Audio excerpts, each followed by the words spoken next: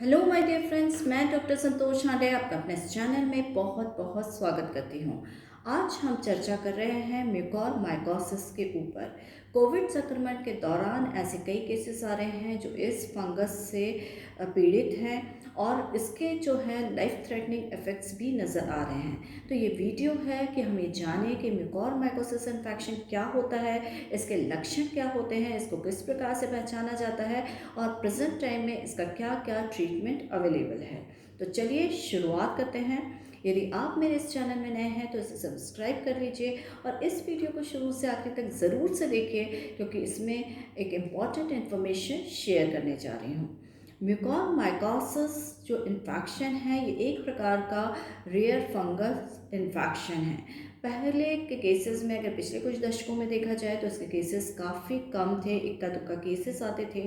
लेकिन अभी कोविड-19 संक्रमण के दौरान इसके कई केसेस सामने आ रहे हैं और ये जब केसेस आ रहे हैं तो इसमें जो इसके इफ़ेक्ट्स हैं वो इस तरह से प्रोड्यूस होते हैं कि इसमें कि जो भी पार्ट जो इससे इफ़ेक्ट होता है तो उसकी सर्जरी करके उसको निकाल देना पड़ता है।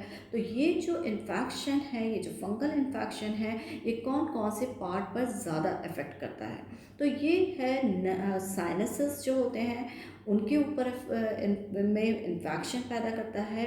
साथ ही में ये ऑर्बिटल एरिया है उसके ऊपर इन्फेक्शन पैदा करता है, ब्रेन को अफेक्ट करता है, इवन लंग्स में या हमारे शरीर के जो इम्पोर्टेंट ऑर्गन सिस्टम हैं जैसे कार्डियोवैस्कुलर सिस्टम है या फिर रेनल सिस्टम है, इनको भी अफेक्ट कर सकता है। स्किन पर भी इसका इफेक्ट देखने को मिलता है। लेकिन इस समय में जो पेशेंट्स जो ऑलरेडी कोविड से पीड़ित हुए हैं, रिकवर कर रहे हैं, तो उनमें ये इन्फेक्शन पाया जाना ये उनके लिए लाइफ थ्रेटनिंग साबित हो रहा है। तो देखते हैं कि ऐसे कौन से पेशेंट हैं कि जिसमें ये लाइफ थ्रेटनिंग साबित हो रहा है। तो ये ज़्यादातर ऐसे जो इम्यूनो कॉम्प्रोमाइज्ड पर्सन्स होते हैं तो उनमें देखा जा रहा है। तो कोविड संक्रमण के दौरान जो उनको ट्रीटमेंट दिया जाता है, विशेष रूप से जो उनका इन्फ्लेमेशन को ठीक करने के लिए अभी जो स्टेरॉइड्स का प्रयोग किया जा रहा है उससे उनकी इम्यूनिटी लो हो जाती है और इस के कारण संभवतः वो इस संक्रमण के चपेट में आ रहे हैं। फिर दूसरा ऐसा देखा गया है कि जो डायबिटिक पेशेंट हैं जिनमें कि अनकंट्रोल्ड शुगर है तो उनमें भी ये संक्रमण जो है ज़्यादातर देखा गया है। तो जो डायबिटिक होते हैं जिनमें संक्रमण कोविड-19 संक्रमण होने के भी चांसेस ज़्यादा हैं और जब वो इससे अफेक्ट होते हैं और उनका शुगर लेवल और बढ़ जाता है तो उस कंडीशन में वो और भी प्रॉन हो जाते हैं इस तरह के इन्फेक्शन को कैच करने में, और इसीलिए देखा जा रहा है कि डायबिटिक पीपल भी इसके गिरफ्त में ज़्यादा आ रहे हैं। तो इम्यून सिस्टम का कमज़ोर होना ये भी एक कारण है इस तरह के संक्रमण होने का।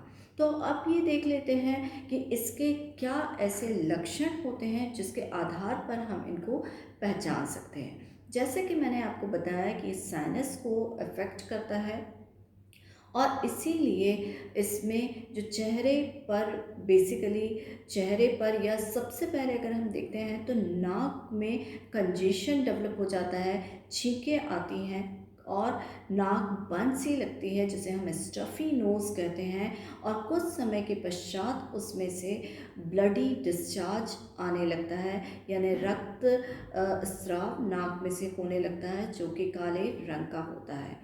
और साथ ही में वहाँ उसके जो अफेक्टेड पार्ट की स्किन है वो रेड हो जाती है और थोड़े समय में ब्लैक हो जाती है। और ये संक्रमण अगर ऑर्बिटल एरिया में पहुंच जाता है तो आँख के आसपास में भी स्वेलिंग आ जाती है। साथ ही में चेहरे पर स्वेलिंग आना, त्वचा का रंग बदलना, थोड़े दिनों में काला पड़ जाना, ये इसके सिम्टम होते हैं। इससे और एडवांस कंडीशन में जो विज़न होता है या हमारी दृष्टि होती है वो धुंधली हो जाती है और धुंधले होने के साथ में विज़न का लॉस भी हो जाता है। लाइफ थ्रेटनिंग तब हो जाता है कि जब ये संक्रमण जो है वो ब्रेन में पहुंच जाता है। म्यूकोरमाइकोसिस एक ऐसा फंगस है जो कि ब्लड वेसल्स को अफेक्ट करता है, यानी हमारे रक्त धमनियों को अफेक्ट करता है, और उसमें एंजियो इन्वेसिव होने के कारण ये उसमें इन्फिल्ट्रेट होकर जो थ्रोम्बस फॉर्मेशन यानी रक्त के क्लॉट्स बना देता है।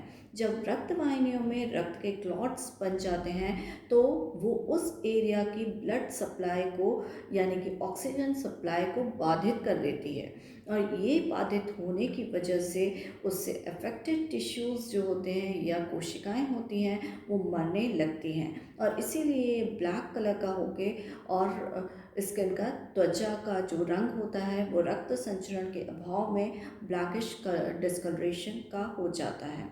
तो ये बेसिकली इसके लक्षण होते हैं कि किस प्रकार से ये दिखाई देते हैं। तो अगर कोई भी कोविड-19 से ग्रसित व्यक्ति है और उसका ट्रीटमेंट हो चुका है, घर पे आ चुका है, और अगर इसके सिम्टम्स जो होते हैं वो इस तरह के आपको नज़र आते हैं, तो आपको अलर्ट हो जाने की ज़रूरत है और इसके लिए तुरंत में ही मेडिकल सहायता लेने की ज़रूरत है। एक्सपर्ट डॉक्टर को दिखाया जाना चाहिए।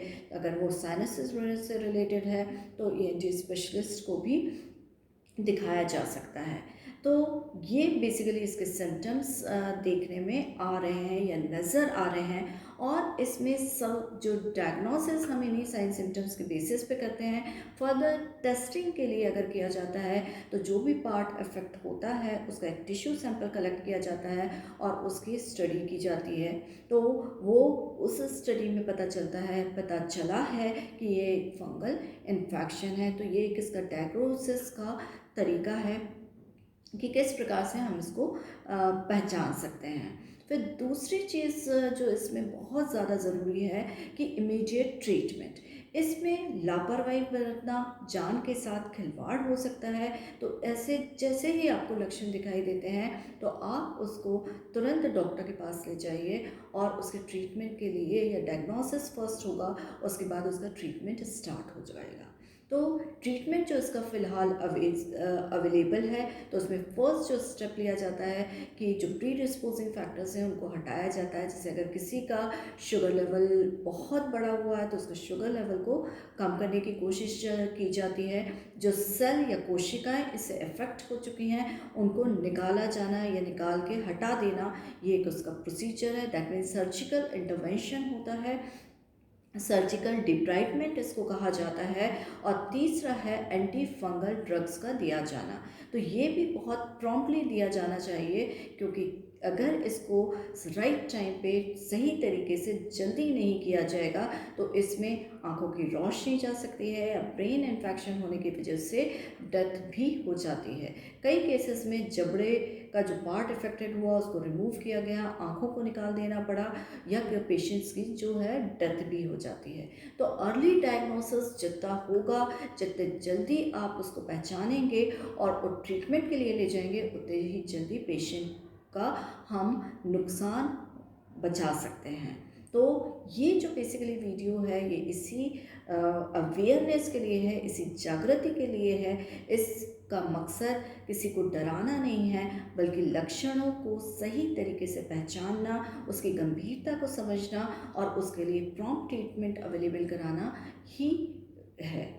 तो इसमें बेसिकली अभी जो इमरजेंसी कंडीशन होती है, तो जो भी ट्रीटमेंट ट्रेडिशनल ट्रीटमेंट है, जो हमारा एलोपैथिक ट्रीटमेंट है, वो उसमें यूज़ किया जा रहा है। और इसके साथ साथ में हमें इस बीमारी को समझना, और साथ ही में जो शुगर है हम इससे बचाव कैसे कर सकते हैं कि अगर कोई भी किसी को भी कोरोना संक्रमण हुआ है, वो अपने घर आ जाता है डिस्चार्ज होके भी, तो वहाँ पर उस केस में उसके सिम्टम्स को बहुत अच्छे से पहचानें, और उसका शुगर लेवल अगर बढ़ा हुआ है तो डॉक्टर से कंसल्ट करके आप उसका शुगर के लेवल को नॉर्मलाइज रेंज में ज़रूर से लाने की कोशिश करिए, चाहे वो डाइट से हो, चाहे थोड़ी एक्सरसाइज से हो, या मेडिसिन के द्वारा हो। Regular monitoring of blood sugar भी बहुत ज़्यादा ज़रूरी है।